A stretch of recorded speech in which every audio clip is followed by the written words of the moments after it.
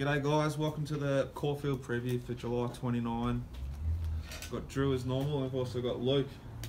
Welcome. Thanks, Dicko. How you doing? Thanks. Good, Drew. So Luke's just a punter, Yep. and he's here to keep us in line and ask any sort of questions that we might normally sort of miss, or that you guys at home might want us live. So just go nuts, mate. We don't have a race, but do your best. Sounds good, sounds good. Blinkers on, blinkers on. Rails back in the true, so unraced ground, Caulfield.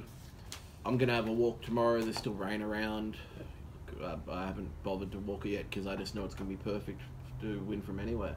And with Caulfield, yeah, so that's the main thing as well, because with 35 to 55 kilometre winds on the day, it's still going to really dry out as well with that type of thing. I reckon they're going to run really fast times on the day, and you'll have your chance from anywhere. But as I always say at Caulfield, I'm always favouring a horse that sits top 4, top 6 in the run, simply for the fact that if you're running fast, you're more advantaged being on speed, especially with the way Caulfield plays and the way the rail's going to sit. So yeah, but we'll treat each race on its merits. Oh, definitely. And I would say earlier in the day, they should have more of a chance from the back. Yeah, and it's also it's Thursday night, so yeah, I would not going to say what the track's going to do just yet. Yeah, exactly. I'd be shocked to see them swooping late. That's just what I'm going to say. Check out your Twitter, closer to race day. Definitely. Well, or I might maybe try mine and if someone else wants to help me run it, because I can't keep up anymore. might try and walk it in the morning. Okay. All right. Race 1, 3-year-old fillies, 1,200 metres. So come up favourite again, Sullivan Bay. Just found one better last start. Got the murderous pace out front again. I actually think they went a little bit too slow last start, the first 400, just looking at the sectionals. And that just kind of let Fortress come over the top. Much better weighted today. I think Fortress doesn't sit outside it. So I think Fortress, I'm willing to take it on at the price, which is $5. Sullivan Bay, $3.20. The other horse that's the main danger, Divine Chills, $5 into $4.50. And that'll keep coming in because Craig Williams on board. I would be shocked if it doesn't start near favourite. Where's he going to land? Probably 1 out, 2 back. But here's the thing. I've got the feeling in my bones, and I've had a few this week, but I've got the feeling in my bones that... I don't know if we should be excited or very, very scared. We should be high-fiving. Nah, got the feeling they're from the wide barrier. They might actually try and push forward and sit outside Sullivan Bay, because there's no speed in the race. Sullivan Bay is the speed, and it doesn't push it hard. So I think Craig Williams, if they ride it correctly, and I haven't gotten the mail on this yet, I will be trying to contact the trainer to get some more information before I bet up big, because I do want to bet here. All right, myself, interested to see how Every Faith parades. I don't. I assume it's not very suited by the map, which I haven't completed yet. Out the back, and look, as I was saying, I think you can still win from back earlier in the day. Yeah, I think this is a big just watch them from the yard and bet from their race for me, mate. Here's the problem with Every Faith: they're crawling out front. Unless Divine Chills takes it on, or Sahara Chill, or Style Maker, which is a Lang horse, which very much they could do it. There's just no speed in the race for Every Faith to come over the top late. So Sullivan Bay is at start 17 this prep, which I don't like. Yeah, at that price. So I think I can follow a horse like that. I'd say, what's that weird horse that just has had 100 runs in the past 2 years and just keeps on winning and winning in listed grade? If you get the right horse, I think he can do it. But I would say mare's less likely than a gelding. So yeah, I'll be looking for one coming back to mare's grade. I've actually got a good bet on here. I'm betting very happily Sullivan Bay 2.5 units and Divine Chills 1.6 units, and I'll get a good result out of it of one of those salutes. Which I don't think there is one. Maybe Style Maker, but that's stepping way up. Exactly. All right, that's enough of that race. Mounting up for me. Race 2, 3-year-olds, 2,400. This is a really, really, really low-grade race. So this is Vobis Gold qualified stayers race, so they have to be qualified to get in there. And these races, they normally just bring in some really average horses. I've got my best bet of the card here, though, because I can only see 2 to 3 chances in the race. So mapping-wise, Sammy the Snake sets it up out front, going to get a true tempo. That's what we want. This is a horse I've taken on in the past, but I think it's really suited here in Clairvaux. It's a class horse. It's 2,600 down to 2,400. It's suited by everything tempo-wise on the day, and it's taking on a favourite that's jumping up in grade and jumping up from the 2000, which, in my opinion, didn't get last time. Everyone's saying, oh, it's moral beaten. It didn't go through the line as well as I was wanting it to go through the line, and it's jumping up to a medium to hot jockey, though. tempo. Yeah, It's a big jockey change. you can't push shit up a hill, so to speak. With the jockey's not gonna. It's not shit. I'm not saying it. Okay, that's probably the wrong analogy. But you're getting $2.05 for a horse that's unseen and untested at the distance. When we're going to have Sammy the Snake pushing a strong, quite a good tempo there, and Clairvaux's just matched it with some of the best stayers going around at this time of the year. Now, if Kiowa turns out to be a damn good horse and I lose on the day, so be it. I've taken $4. I don't think there's anything else in the race that can really win it. Maybe Dandry that was probably unlucky last start. Well, it's got Gravis form and Windburn form. Two of mine. Yeah. Hot Ruby gets blinkers on, I think. I think Hot Ruby's it's a off-season horse that I think it's Pakadali outclassed. form. Didn't run that well on the day. Gets the blinkers on though. So I would say Pakadali form is irrelevant as well. I know that sounds to you strange, but the times they ran in both the Pakadali races just won't measure up to. This will be 4 seconds. Sorry, they'll be 5 lengths ahead at the 400 to 600 meters in compared to that race. So they're going to go much faster in this race. It just sets it up for a true stayering. Well, I agree. I don't like $2 about that horse. Yeah. But it ticks a few boxes. Its SP is great. Its jockey change is great. Trainer's perfect. But I've just talked myself into Hot Ruby each way. It's $12 or $14. Gets a positive jockey change. Nice draw to get across. Can be leading or outside some of the snake. I like that Pakadali form. It's had the runs at 2,000, 2,400. Yeah, I've talked myself into this each way. There you go. Any questions yet? Not so far. Not yet. so far. I'll save All them right. up. Race 3. 1,400 metres, 2-year-olds. Ooh. Tough race, this one. 1,400 metres. Nistan's come up 290 favourite. Looks very short. Lone Eagle form. Yeah, 3 wide, no cover as well. It was a good run, but this is a really strange race. Like, you look at Molk, it's a decent horse, but bad barrier. It'd be interesting where it gets to. Fully maxed, could be anything. Sheer Madness trialled really well last start and just didn't run on. I think Olympic Lad's a massive shot. I think that it's crying out for the extra distance and it will come on so much for the run. They're back to Shamport. Williams on board. There's probably 3 or 4 others in the race that can improve lengths on their previous starts as well. So it's a really interesting race. Where does Nistan, get? Does it get 2 back, 3 back the rails? I mean, 4 back the rails? It's not going to get the best spot you want to be. But where do you map Chi-Yu? Chi-Yu. Bless you, mate. It's got a good barrier, so it can just sit anywhere. I'd probably have it midfield. I'm interested in it. I'm interested a little bit in it, but this is just a big mounting out race for me, mate. Definitely. God. I mean, this is probably my lowest confidence race of the day. I'm saying Olympic Lad to place is probably the only bet I could have. I think I'm getting, let me have a look, about 6s. 750 for the place.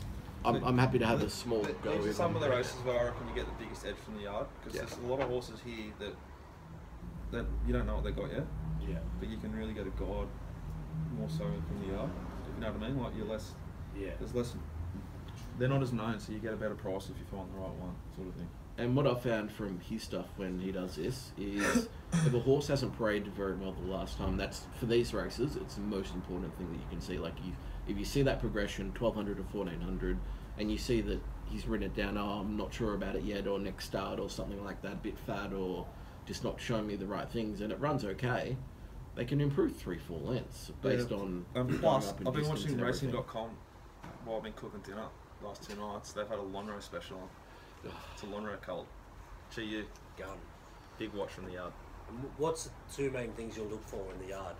Shouldn't give too much away because I'll get in trouble. But it's all in books anyway. just their headspace. So you know, just like you're watching a 100-metre sprint before the races, you know, like you want that guy who's ready to go, or a footballer. I'd say, You know? think of it as an interview. If you got an interview and you're sweating up, how are you going to react in a interview? Yeah, not very well. But everything's relevant, so like sweating up on different days Correct. means different things. Yeah. In summer, definitely, you know, doesn't mean as much, but Yeah, but there's about 4 to 6 factors that I'll focus on. I can really focus on a few others that I'll pay attention to. All right, that's enough on that. Race 4. this one Benchmark 78 over 1100. Now, was Tanuki almost favourite when I looked last time? full field. Danuki, it should be. No, they hadn't backed it, but it's been. It had a good jump out. Yeah, it's 550. Actually, okay, it has come up favourite now. Yeah, 550. Oberlin at $9. Cabarocco $8.50. Seattle Boom $8, and Rhaenyra $7.50, and Windforce $9.50. Windforce seems a pretty big price. Big price, I agree on that. This is one of the most open races of the day. 60% confidence rating, so I'm not really wanting to play here unless I see something that stands out from the yard.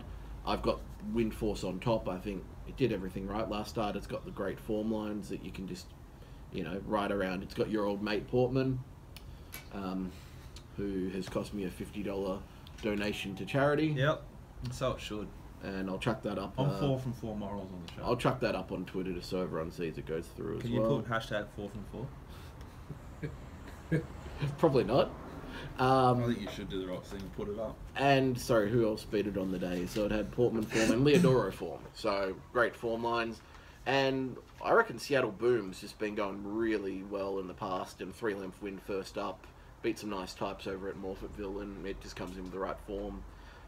Horror barrier, but I think it still gets an okay position in running. So, look, I could probably Rhaenyra, bloody, what's Happy Galaxy come up? What are they betting at? $28. I could almost have a play at the $28, but I'm a little bit interested in Chapel Road and Windforce, the one I mentioned before. I'd say there's 8 horses in here, and from experience, this is a type of race we should probably be staying out of. Just mounting yard race for me. Yeah. St. Valorum paraded like it could go better, so really keen to see it parade. That's about all I've got though. Emergency is at St. Valorum? No, it's number 13. Okay. It's definitely racing, unless they scratch. Yeah. Race 5 and the last race of part 1. So they upload so much quicker, and I get to have a bit of a life. 2,000 metres, 3-year-old handicap. This is a really good race. So this is the wind burn, not wind burn race. So we've got 2 wind burns on the day. That's an Omen multi if there's any one if I've ever seen it.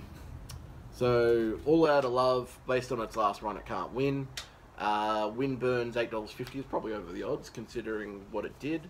Of the runners in that race that were disadvantaged, the only horse that I think can actually win is Prescott, and it's going around at 34s.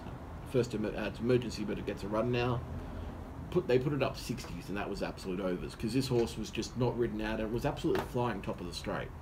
So I'd be keen on it if it didn't have a horror barrier and it just gets really far back again. That's my only thought on it. Spanish Reef's gone up favourite, $4.40 favourite. I want to be taken on the horse with something that it beat last start, Summer Glen. So this is a horse I know you like. You go back and watch the horse. I'm not saying a lot. Yeah, of course. You like the horse. On Saturday. Yeah. So its previous run, it was held up from the 500 to about the 250. So it was alongside Spanish Reef, right? And then it's had to basically let Spanish Reef go past, come out behind it, and didn't make too much ground or anything on it or anything like that. 5.5 kilos better off today. $12. I'm happy to go each way. That it paraded not at its best at Sandown. I was there. I watched it. Actually, later. Yeah, I'm ignoring. If you watch that race, so you remember that race, it just got done. Yeah. So, but it could have paraded better. Yeah. Hang on, but it's going 1,600 to 2,000, which is a negative. I'm not seeing it as one for based on its run 2 back. If it runs up to what it did last start, I agree that it's a massive negative. No, but any horse coming from 16 to 2000 is it's a negative for me. So the horse that I Even with 51 kilos. Yeah, the horse I don't understand the price of is Winburn. It's flying. It was a huge run, 2 back, massive run last start. It was bolting. Goes Dwayne Dunn to Craig Williams, which is a severe, it's a good jockey change. Is it? Williams wouldn't have won on it last start. I think let's not debate past. Yeah, but he wouldn't have won on it. I think he would have. No, he wouldn't have. He wouldn't have taken the penalty. He wouldn't have been in that position from where the horse was in the run. I disagree on that completely. I think you're lucky that Dwayne Dunn was on. Let's agree and disagree because it's irrelevant. We're talking about Saturday, not 3 Saturdays ago. I like Winburn. I can't believe it's $8.50 to $10 off 2 huge runs. It'll be on pace. A few across it. It'll be one or 2 back the fence. Covered up by the wind. It ticks a lot of boxes. I'd say it's probably behind the leader. It gets gun run. I have it rated 650. It's a good bet. I can't talk you out of it at all. Good. I just have. Any questions? I've Summer Glen sitting right outside of and getting the better run. Well, I think covered up's a better run. Oh. You got to. They've both got cover. If you're outside. Sorry, no, I'm with saying the you're on the wind in your inside. face. I'm saying you're inside. Yeah. The judges here. Yeah. What do you think? Yeah, no. Would you rather be 2 pairs back the fence? Yeah, or 2 pairs back outside? No, it'll get the suck run, definitely. Especially with this wind.